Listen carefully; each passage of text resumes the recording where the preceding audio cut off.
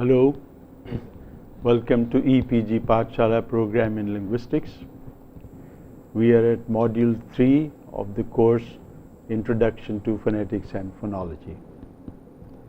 In module 1 of the present course, we saw how conventional orthography fails to meet the need of one-to-one correspondence between symbols and sounds. This need, we saw, has been fulfilled by the International Phonetic Alphabet. We thus introduce ourselves to the International Phonetic Alphabet in this module.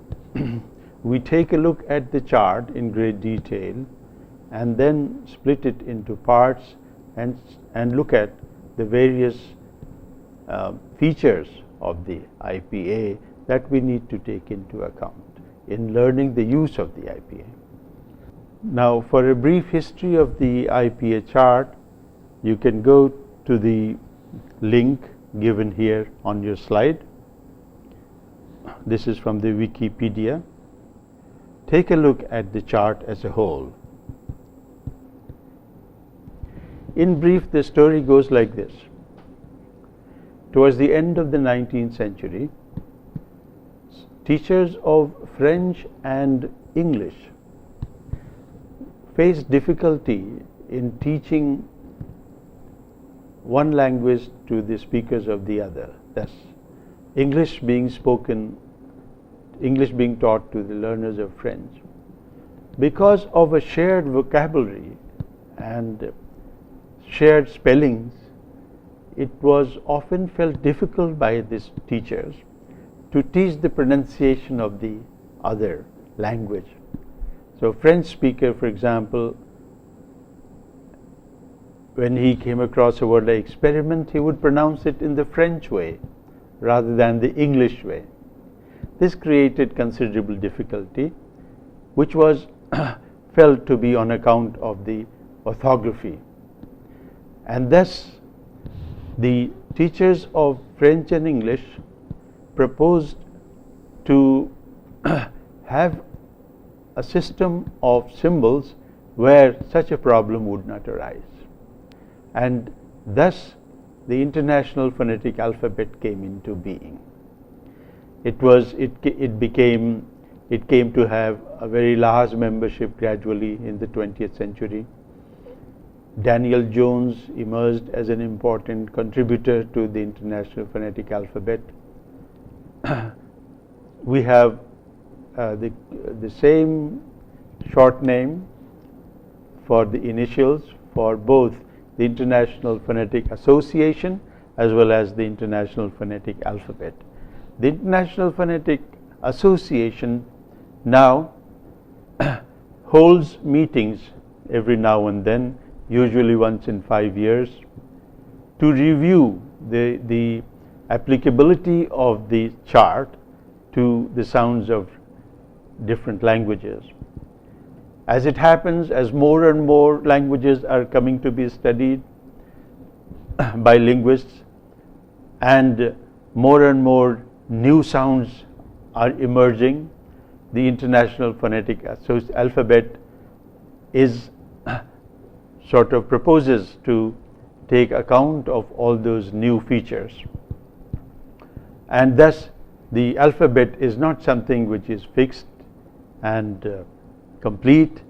It is a part of a general process of trying to meet the goals of the International Phonetic Association to have symbols which take into account all the speech sounds of our world languages.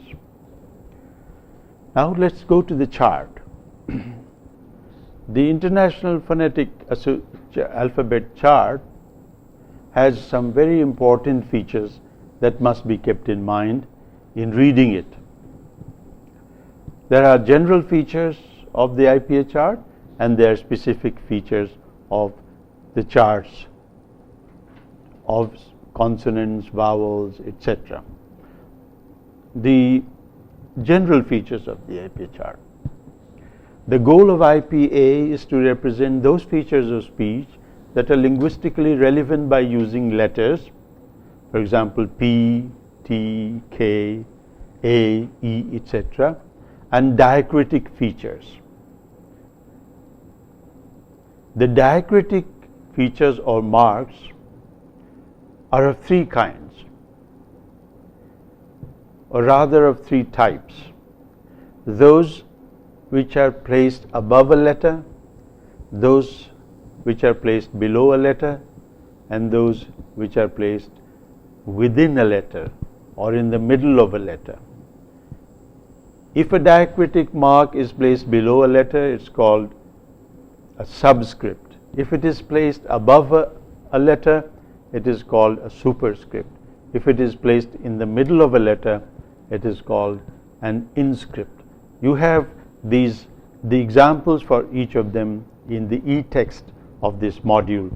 Take a close look at them. For example, look at the variants of the letter A. There are two different shapes of the small letter A.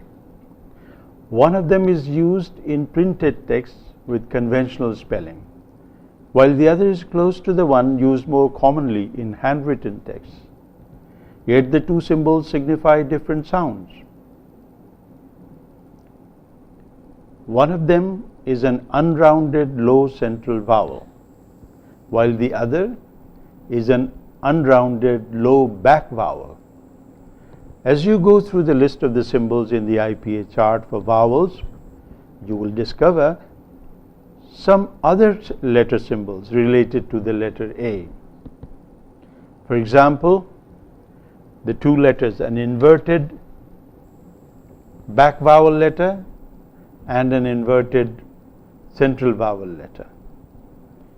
This practice has been guided mainly by the goal to confine the symbols to the Roman symbols. So the IPA prefers to restrict itself to the Roman symbols amongst all the various orthographies. Occasionally Greek symbols are also used. For example, the theta, the beta symbols for different speech sounds, and also for features of speech sounds such as strong and weak articulation, etc., etc. Now, for strong and weak articulation, silent articulation, mouthing, some of these features which are discussed in psycholinguistics, neurolinguistics, for some of them the IPA has an extended IPA section.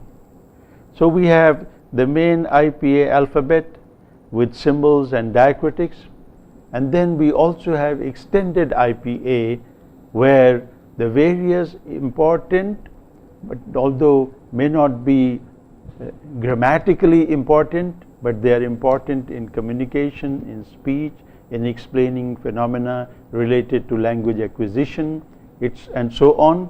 For them, we have an extended IPA.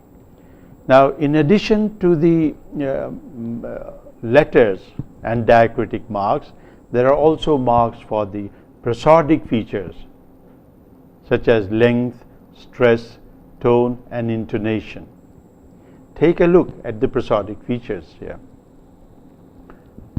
Now, a note of caution for handwritten symbols. Unless you are careful, you might not notice the difference in the shape and size of the symbols, as we saw for the vowel symbols. The letter G, for example, as it is typed, is not a symbol. Instead, there is another form of letter G, which is a phonetic symbol. Similar is the case with some other symbols like the letter F, only the printed form of the letter F is used as a phonetic symbol, but not anything that comes close to the handwritten symbol. So, and again, some of the symbols have the same shape. So one shape but two sizes, and the two stand for two different sounds. Thus we have a symbol for a vowel and a symbol for a consonant, and they have the same shape. Now let us turn to the chart for the consonants. There are three charts for consonants: for pulmonic consonants, for non-pulmonic consonants, and for co-articulated consonants. The difference between pulmonic and non-pulmonic consonants, as the term suggests, lies in the source of the air stream in producing them. Pulmonic sounds are produced with the air coming out from the lungs, and non-pulmonic sounds are those which are produced from the air from the rest of the vocal tract. For example, there are velaric sounds which are produced by manipulating the velum, the soft palate.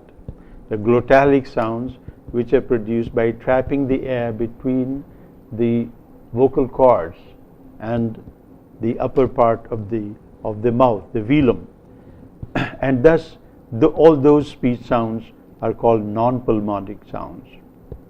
To give an instance, for example, clicks like this is a non-pulmonic sound compared to b, a, k, s, etc. Similarly, some languages like Sandhi, for example, have a non-pulmonic sound like b, b, in which if you pay close attention to the throat, you will notice that the Adam's apple here, behind which lie the vocal cords, it goes down like b, compared to b, where no such change takes place. So we have thus three different types of sounds produced by three different types of airstream. Now, the rows in the pulmonic consonant charts are mainly, they represent the manners of speech. So we have different manners of producing consonants, such as plosive, fricative, nasal, etc. And then we have columns on the chart. The columns stand for different places where the consonants are produced in the vocal tract. So there are then two parameters: the rows, which stand for manners, and the columns, which stand for places of articulation. There is a convention which is followed in presenting the symbols in the same slot, and the convention is that if at the same place and in the same manner you have two sounds produced, one is voiceless and the other is voiced, then the voiceless sound is placed on the left in the slot and the voiced sound is placed on the right in the slot. For each place of articulation we have a different column, except for three places of articulation which are all put into one, namely dental, alveolar, and post-alveolar. What is the reason that we have three places of articulation put in the same column? The reason is that in most languages we do not find distinctive sounds which belong to the three places. So in most languages, if you have a th, then you don't have a dental th, you don't have an alveolar t. You either have an alveolar t or a dental th, or you have a post-alveolar sound. Most other sounds are not easy to distinguish whether they are dental or alveolar. If you produce a dental fricative as an alveolar fricative, then there is nothing much of consequence that for the language concerned. So because of the general tendency for languages not to distinguish speech sounds which belong to the three different places, the IPA merges them into one. However, it's interesting to note that we have at least one Indian language where at least two of the places are distinguished, namely Malayalam. So Malayalam has both a dental t and an alveolar t, and a dental n and an alveolar n. Malayalam is one of those languages where the general pattern of the occurrence of these three sounds is not observed. Now to the vowels. In the vowel chart, we noticed two things. One, that the vowel chart deals mainly with sounds which are called monophthongs, that is, vowels which are of unchanging quality. So these are examples of these are vowels like E or A or O. These are the vowels which are included in the vowel chart. Vowels which are called diphthongs or vowels of unchanging quality are not included in the vowel chart, such as I, or as A in gate, or ow in how. Now these vowels are not included. What's the reason for not including them? The reason is that we assume that diphthongs actually are change of vowels from one monophthongal position to the other monophthongal position. So we need not include charts for diphthongs. The second point is that the chart has two main axes, the vertical axis and the horizontal axis. The vertical axis is mapped by vowel height, while the horizontal axis is mapped by vowel backness. We thus have four main degrees of height: close, close mid, close open, and open.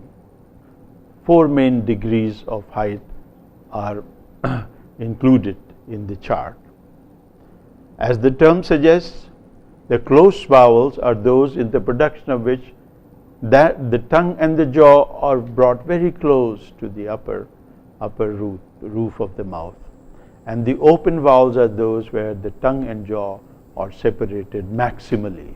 You cannot go below a certain point, such as when you say ah, that's the limit. When you say e, that's the limit. If you go beyond e, then you will be producing not a vowel but a consonant, such as is. You will be producing a z, a fricative. So essentially there are four main degrees of height around which vowels of different languages are centered. And then we have three main points on backness: the front vowels, central vowels, and back vowels. Such a vowel chart actually is a vowel chart of ideal vowels. They not necessarily actual vowels in different languages, but it is a useful reference point for actual vowels in different languages. We will see how the vowels in languages, the actually occurring vowels in languages, can be described in relation to the IPA vowel chart. For an illustration of the different degrees of vowel height, take a look at the slide showing the tongue being raised at different degrees for the front vowels e, a, and a. So you have, as you say a, the point shows that the tongue is held at that particular position, and as you go up, the tongue keeps moving towards the upper roof of the mouth. And the same is the case for frontness and backness. The front vowels are those in the production of which the front of the tongue is raised, and back vowels are those in the production of which the back vowels are raised. For vowels, in addition to the two parameters, there is a third parameter which is also important. The third parameter is almost predictable for most sounds in most languages. For example, the front vowels e, a, tend to be unrounded. That means the lips are spread or held in a neutral position. But in the production of the back vowels, in most languages, the back vowels are rounded vowels. That means in the production of which the lips protrude and take position for producing a vowel as rounded vowels, such as oo, o, aw, etc. However, we still need to symbols for different vowels which use rounding and unrounding in an unpredictable manner in the way in which we have described. Thus, there are languages such as French and German in which front vowels, which are usually unrounded, get rounded. And there are languages such as Tamil in which Tamil and Malayalam in which the back vowels, which are usually rounded, can be unrounded. Thus, you will be familiar with the name of a well-known dramatist. His name was Goethe, and in pronouncing the name of this dramatist, the vowel involved, the first vowel, namely Ö, is a vowel which is a front vowel but said with lip rounding. So you say A, but with lips rounded, you produce an Ö. Now, if we take a look at the cardinal vowel chart, or the IPA vowel chart, you will notice that for each point on the different axes, you have two symbols. The convention here is that the symbol on the left of a point is unrounded and the symbol on the right of a point is rounded. That's how we interpret the vowel chart. You can go to a very useful link that is given here in the next slide, in which these various symbols, consonants and vowels, are all presented for use for practice. And so as you turn your cursor onto them and click on them, you can hear them and you can practice producing those vowels. In this course, you need to do that more frequently. So we have looked at the segmental features, both consonants and vowels. I hope you have had time to practice the pronunciation of these by going to the web link. We now turn to suprasegmentals. Now, the symbols representing the prosodic features or suprasegmental features at the word and the sentence level are the following. At the word level, we have mainly four types of features. One, the syllable break, symbolized by a dot. Two, length, symbolized by a colon, two dots. Three, word stress, symbolized by a bar. There are two types of word stress, the primary and secondary. The primary word stress is symbolized by a superscript, and a secondary word stress is symbolized by a subscript. In addition, we have symbols for tone in tonal languages. Tones are of two types. These are registered tones or level tones and contour tones. The registered tones or level tones are produced with the F0 at a consistent level. So we have a low registered tone, level tone, or a high level tone. And then we have contour tones which take different contours from high to low, low to high, or high to low to high. Languages seem to be divided on the basis of whether they use registered tones or contour tones. The literature tells us that most African languages are contour tone languages and most Indic Tibeto-Burman languages are level tone languages, but on close examination that doesn't seem to be quite correct. Some languages like Thado, a Tibeto-Burman language spoken in Nagaland, has both registered tones and contour tones. At the sentence level, we have a brief classification of intonational breaks and processes. So there are two main types of phonetic transcription, known as broad transcription and narrow transcription. Broad transcription is aimed at representing the pronunciations of words in terms of the main speech sounds that play a role in distinguishing words. Thus, the word cap, C-A-P, cap in English may be pronounced in different ways by Indian speakers, such as cap, cap, cap, cap, etc. Note that all these variants are not needed in a pronouncing dictionary. All these variants still give you the same word cap. In such a case, when the differences in the pronunciation of words do not play an important role in identifying the meanings of words, we use broad transcription. Broad phonetic transcription, containing the main contrastive sounds of languages, in other words, is used in pronouncing dictionaries and is enclosed in slanted lines. Narrow transcription aims at representing the pronunciations of words and sentences as closely as possible to the way in which they are articulated. This way of transcription is specially suited to focus on the details of idiolectal or dialectal peculiarities. For example, cap, cap, cap, cap, etc.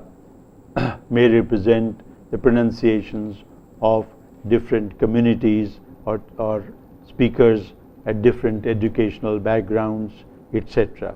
Now, all these variant pronunciations do not find entry in a pronouncing dictionary, as the extent of variation is unlimited. So, narrow phonetic transcription is aimed at including all the range of variation in producing sounds, and broad phonetic transcription aims at selecting those sounds which help us to distinguish words. That's the basic difference between broad phonetic transcription and narrow phonetic transcription. We have now come to the close of this module. We have tried to introduce ourselves to the use of the International Phonetic Alphabet. I hope you will be able to go to the link suggested in order to go through the history of the development of the IPA chart, and also to be familiar with the goals and objectives of the IPA, by which we mean the International Phonetic Association. We have looked at the general and the specific features of the IPA chart. I hope you take into account all those features and learn to practice the use of these symbols in transcribing words in languages that are familiar to you, and also languages that are not familiar to you. It is best to be familiar with these features one after another and practice for a long time, preferably for the entire period of your semester. Unless you do that, you will not be able to have a certain proficiency in their use, and the proficiency in the use of the IPA is an urgent need of the time. This is the writing system of linguists today. Thank you very much.